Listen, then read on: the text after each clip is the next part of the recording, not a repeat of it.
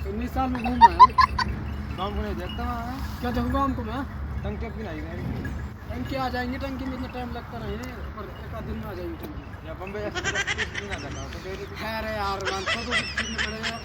आखिर प्रधान गाँव का थोड़ी तो सेफ्टी करनी पड़ेगा। गाँव में पड़ा फोटो के दिन गाँव में सुविधा है गाँव में, पर घूमना पड़ेगा यार अरमान। गाँव में सुविधा है। सुविधा है यार, सुविधा तू ऐसे यार अरमान क्यों नाराज तू है? टंकी दरवाजा ही बहुत चाहिए तो अब तुझे पता कहाँ से लगा आखिर बम्बई एक्सप्रेस में तू यहाँ भी आ गया। मैं तेरे पे तो छोड़ूंगा। टंकी आएगी गाँव में, पानी की सुविधा सब कुछ सुविधा करवाई जाएगी। थोड़ा दिन में टाइम दो मुझे, अब नई साल पर तो घूम लेता हूँ यार, थोड़ा बहुत घूमने का टाइम। टाइम और 1 साल हो गए। 3 तारीख आज 3 दिन घूमते घूमते 2 दिन टाइम हो गया। 5 तारीख को गाँव में जाऊँगा। 5 तारीख